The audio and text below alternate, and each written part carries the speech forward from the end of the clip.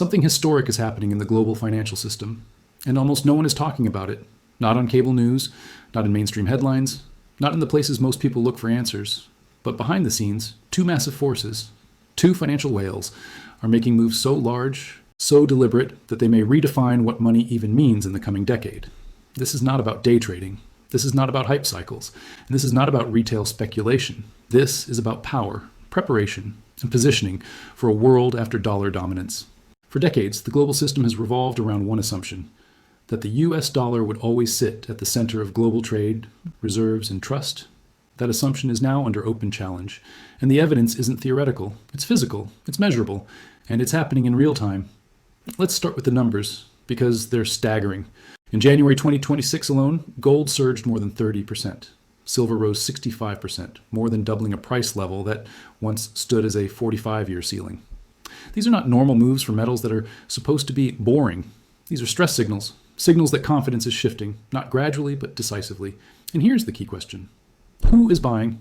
Because markets don't move like this without large, informed actors driving demand. This is where the story gets uncomfortable. The first whale is not a country, it's a company, a private entity with more monetary influence than most governments on Earth. Tether.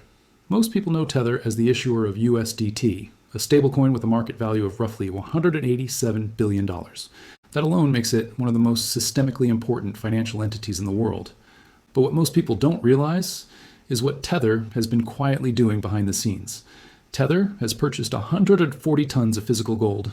That's more gold than over 85 sovereign nations officially hold. And this gold is not sitting in a typical vault. It's stored in a Swiss nuclear bunker, not a metaphor. A hardened facility designed for continuity in extreme scenarios. Now, pause and think about that. A private company, not a government, is accumulating gold at a scale normally associated with central banks. And it's doing so while issuing a digital dollar substitute used globally. This isn't diversification, it's architecture. Tether's CEO has openly stated the ambition. Not subtly, not indirectly.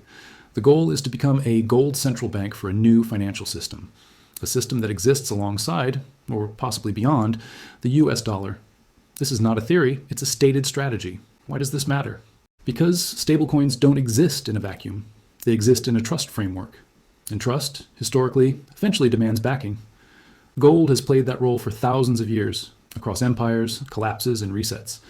Tether appears to be positioning itself as a bridge between digital finance and hard, physical settlement, a hybrid model. And they are not alone. The second whale is not private. It is sovereign, and it represents nearly half of the world's population. Enter BRICS plus Brazil, Russia, India, China, South Africa, and a growing list of aligned nations. Together, this bloc controls enormous shares of global production, energy, manufacturing, and population. And increasingly, they are aligning around one strategic objective: reducing dependence on the US dollar. This is not speculative. Russia and China already conduct roughly 90% of their trade in their own currencies. Dollar settlement is being bypassed, not talked about, but implemented. And in October 2025, BRICS Plus took a step that fundamentally changed the conversation.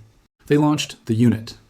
The unit is a new trade settlement system, not a currency you carry in your wallet, not a speculative token, a settlement mechanism designed specifically to facilitate trade without the dollar.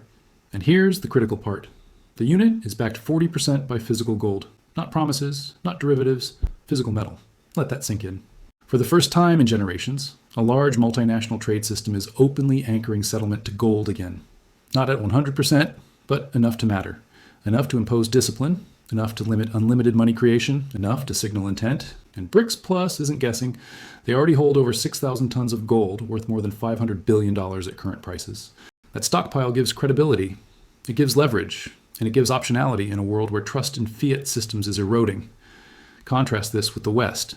Countries like Canada, Norway, and Australia, resource-rich nations, have either sold off their gold reserves or hold negligible amounts. They rely almost entirely on paper promises, on faith in systems that are now under stress. That divergence is not accidental, it's philosophical. One side is preparing for monetary fragmentation, the other is assuming continuity. History suggests which approach tends to survive resets, and now silver enters the picture. Because while gold is the foundation of this shift, silver may be its accelerant. Silver has outperformed gold roughly 2-to-1 in this cycle. But unlike gold, silver is not just monetary, it's industrial. Solar panels, electric vehicles, AI data centers, defense systems. Silver is consumed, lost, gone forever once used. Gold, by contrast, is hoarded, recycled, and preserved. This creates a paradox most investors miss. There's arguably less investable silver above ground than gold, not because silver is rarer in nature, but because we burn through it every year, relentlessly. And that supply deficit has now persisted for multiple years. Add to this the fact that silver is officially listed as a critical mineral by the United States. That designation matters. It reframes silver from a commodity into a strategic input. And strategic inputs do not trade like normal assets when systems are under pressure. Meanwhile, the US dollar is experiencing its worst decline since 1973, the year the gold standard officially ended. Foreign nations are reducing treasury exposure. The Federal Reserve's independence is openly questioned. Debt levels are rising faster than political consensus can manage. This is the backdrop, not a single headline, but a cumulative shift, which brings us back to the whales. Tether, BRICS Plus, private and sovereign, digital and physical, both accumulating gold, both reducing exposure to dollar-centric systems, both preparing for something different. This isn't about collapse tomorrow. It's about transition, about positioning before the music stops. And in part 2, we'll walk through the specific predictions being made, the scenarios ahead, and what this means for individuals deciding where to store their savings, in promises or in things that cannot be printed. Now, let's talk about where this road leads, because when you step back and connect the dots, what's happening isn't chaotic. It's structured, it's strategic, and it's unfolding in stages. Every monetary reset in history follows a familiar pattern.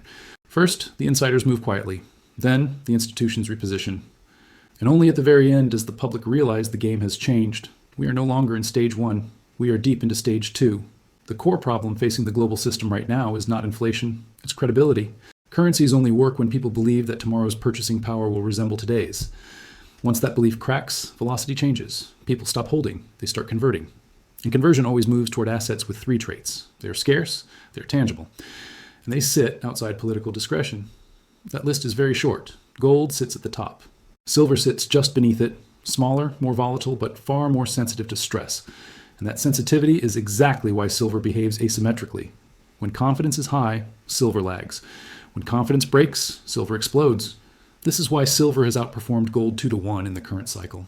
And it is why silver historically moves after gold confirms a trend, but then moves faster and further. Gold is the signal, silver is the amplifier. Now let's talk predictions, not as promises, but as scenario markers. The first prediction circulating among macro analysts watching these flows is this: gold breaking $6,000 before the end of March 2026. That number isn't T-magic, it's psychological. It represents a price level that forces institutions to revalue collateral, rebalance portfolios, and reassess currency exposure. At that point, gold stops being just another asset. It becomes a message. The second prediction: silver pushing through $150 within roughly 60 days. Again, not because of retail buying, but because silver's market is small, thin, and structurally undersupplied. It does not take much capital reallocation to move silver dramatically. And once industrial buyers compete with investors, price becomes secondary to availability. The third prediction is perhaps the most telling: at least one additional major economy announcing significant gold purchases before the end of February. This matters because central bank gold buying is no longer symbolic, it's strategic. Every announcement reinforces the signal that holding reserves entirely in foreign sovereign debt is no longer considered prudent. Now, what happens next depends on how confidence erodes. There are 3 broad paths forward. Scenario 1, the steady climb. This is the least dramatic, and historically the most common. Currencies don't collapse overnight, they decay. Purchasing power erodes quietly, assets reprice steadily upward. There's no single headline moment, just a slow realization that money buys less each year. In this scenario, gold and silver continue rising, but without panic. This is the path policymakers prefer. It preserves order. Scenario 2, the avalanche. This is what happens when confidence breaks suddenly. A geopolitical shock, a debt market accident, a failed auction, a political miscalculation. Something snaps. And when it does, capital moves all at once. Liquidity disappears. Bid-ask spreads widen. And hard assets gap higher before most people can react. In this scenario, gold doesn't stop at $6,000, silver doesn't stop at $150. Prices overshoot because price discovery breaks. Scenario 3, the fake out. This one is subtle and dangerous. Markets correct sharply. Sentiment flips. We can sell. Narratives shift. And just when the public decides the move is over, the structural drivers reassert themselves. This is how capital transfers from the impatient to the prepared. It's how history repeats. Now, here's the critical part most people miss. None of these scenarios require conspiracy. They don't require secret meetings. They don't require collapse. They only require rational actors responding to incentives. And right now, the incentives are clear. Holding long-duration paper promises in a world of rising debt, geopolitical fragmentation, and monetary experimentation carries risk. Holding scarce, neutral assets carries optionality. That's the trade. And the largest players on Earth are telling you, through action, not words, which side they're choosing. This brings us back to the metaphor that matters most. Musical chairs. As long as the music plays, everyone feels fine. But chairs are being removed, quietly, strategically. Gold is a chair, silver is a chair. Energy, resources, and real assets are chairs. Paper claims are not. The public always notices last, not because they're unintelligent, but because the system rewards distraction. By the time the shift is obvious, positioning is expensive, and by the time it's urgent, it's crowded. This is why watching what Tether is doing matters. This is why watching what BRICS Plus is building matters. This is why ignoring gold and silver as relics no longer makes sense. These aren't nostalgia trades. They're infrastructure. None of this means the world ends. It means the rules change. And when rules change, those who adapt early preserve optionality. Those who don't are forced to react. So the real question isn't, will gold go higher, or will silver correct? The real question is, where do you want your savings sitting when the system finishes repricing trust and promises, or in assets that require no permission to exist? This channel isn't about panic, it's about pattern recognition, about watching what powerful actors do, not what they say, about understanding that monetary history doesn't repeat exactly, but it rhymes. Stay curious, stay critical, and most importantly, stay aware. Because the biggest shifts are never announced. They're revealed slowly to those paying attention.